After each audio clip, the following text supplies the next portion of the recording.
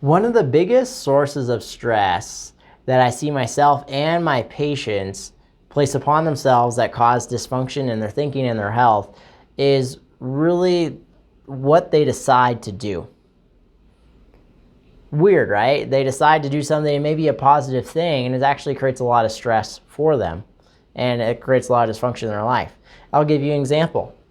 A person comes to me, the chiropractor, and wants me to help them with their back pain, neck pain, headaches, XYZ. And so what happened there is they had a pain that created a void that they perceived as a lack of health. And so they had this new thing show up in their life that created a lack or a need, and then that created a value on seeing me to help them with their health. Okay? And so really what happened here is the pain started to interfere with something they cared about. What they then perceived is, I have a lack of health, but what actually happened there is this lack of health affected something. It affected their family, it affected their business, it affected something. And so, because if they had a high value on health, they probably would have already been seeing me, because they would want to make sure they're doing the best things possible for their health. And that includes going to see your chiropractor regularly to make sure you're performing at the highest level. And so what they perceived as a lack of health really was something that impacted a higher value center. And so value is what drives all our actions. And if we truly value something, we will make a plan and we will carry that plan out and we will see it through. If we make a plan on something we don't really value, I'll give you a very stereotypical example. Say it's like, I want $1 million in the bank. Say you're 45 and you've led a pretty good career at this point. If you don't already have a pile of money sitting in the bank, you probably don't have a high value on money. And that's okay. It's just a fact. It's not a moral thing here. It's just you probably valued your family more. You probably valued vacations more. You probably valued a lot of things more. There's not a hierarchy of value systems here. But the problem is when we make a value on something, or we make a plan to carry something out, say it's to make $1 million, or say it's to improve your health, but we don't have an actual high value on it. We impose this on ourselves, but we don't really have the drive to carry it out. And so we don't have that drive to be disciplined with our finances. We don't have that drive to get up in the morning and go to the gym to improve our health. We don't have the drive to get up and go to the chiropractor every day, because if we don't have a high value on health, it's really not that important to us. And so really what this comes down to is what we value and what we actually value. And so how do we become aware of what we actually value? And so where this comes into play is we can look at our current circumstances, because our current life is the result of the decisions we've made for the past years and months, and it's the result of the actions. It's the result of our value system. And so if we take a closer look at our environment, we can start to assess how we've been operating in the world.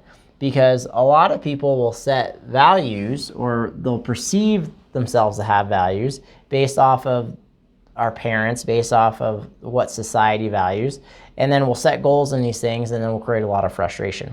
And common ones are around health and money and, say, family. Say you're just an average guy and you're going through your career and everyone's telling you that you should value family, but in reality, you tend to always revert back to career more quickly. Okay? And so you force family things upon yourself. Oh, I need to do this with my spouse or do this with my children. But it's not congruent with your value systems and your value hierarchy, And so it creates a lot of frustration and stress in your life. Just a common example. So what I'm going to kind of propose you to do here is to just look at your environment so that you can determine this. So we're not going to put morals worse on this. We're just going to look at our value systems. And so the biggest things that you can look at are your environment and then really what you keep close to you. You keep close to you what you value. If you have a backpack every day or in your wallet, you can open it up and see a picture of your family and you're carrying that with you all the time. If this ring is always on my finger, I have a high value on it. I have a high value for what it means, okay? And so we want to look at our environment. What do we keep close? What is on our nightstand? When we move to a new desk at work, or when we move to a new space, or when we are reorganizing things, what do we tend to keep close in physical proximity? What have we packed and moved a bajillion times and we can never, what do we hold on to and what do we not throw away? That's going to tell you your values, okay? Other things, what do you carry with you? If you have a backpack every day, and what's in it? What's in your car right now? Is it gym clothes? If you're carrying fitness things all the time? And then also I want you to keep in mind what these things symbolize. Like the ring isn't a ring, it symbolizes marriage. Okay? If you keep a detailed notebook with all the balances and kind of a balance book or a checkbook with you all the time, it's not just a piece of paper, it's symbolizing your financial control. So what do these things symbolize? And so you want to go through what you keep, what you carry with you. And then what do you think about all the time? If you have a quiet moment, what do you imagine about? Do you imagine about family? Do you imagine about your career? Do you imagine about dollar signs? Do you imagine about you carrying out a fitness event? All these different things. Like, what do you think about personally? So what do you imagine? What do you have planning for?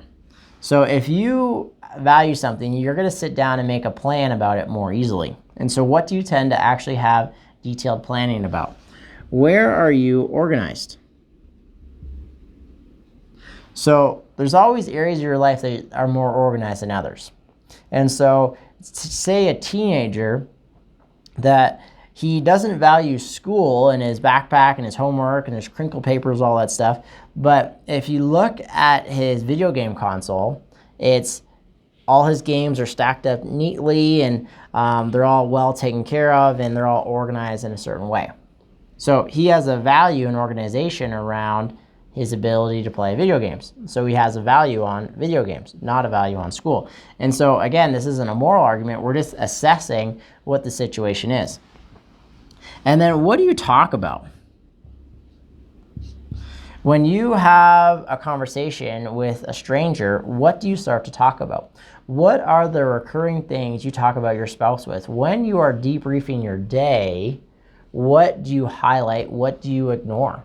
These sort of things will tell you what you value. If you come home at the end of the day and you're talking about your work relationships and your relationship with your coworkers more than what you physically accomplished at work, then you probably have a higher value on the relationship aspect of your job. You probably have a higher value on relationships than your ability to complete certain tasks. And so again, it's just an observation. And so we kind of go through these questions. By the way, if you want to do this in detail, I'm going to recommend you Google a guy called John DeMartini. He is a former chiropractor. He now is a really famous kind of personal development guy. He really helps train you to think more accurately and clearly so you can have a positive, more powerful effect on your life and others. So really cool guy, John DeMartini, awesome guy. And so he came up with all these questions, there's over 13 of them, to really determine your value systems. And then once you have your value systems, then you can start to make more accurate decisions in planning. And then you can start to see what you value. You can make plans according to your value system. So you're creating kind of congruence in your life. You're not creating distress by forcing yourself to do things outside of your value systems. And say there is something that you need to do, you have a responsibility to do that's outside of your value system. We have other videos on value linking and relationship linking that I recommend you do, because all of these things play into each other. And there are certain responsibilities in our life that we may not enjoy, but we have to make sure they get done. If you're a parent and you may not have a high value on parenting a toddler, but at the same time, you are responsible for that human. And so we want to make sure we're living up to all our responsibilities, but we just want to make sure that we're doing them in a congruent way that creates positivity in our life, not burden and distress. And so hopefully you enjoyed this video on values. Again, resource, John D. Martini. You can look him up. He does this free thing on his website called the Value Determination Assessment. And so I highly recommend you do that. It's this and a bunch more detail. I look forward to serving you in the future.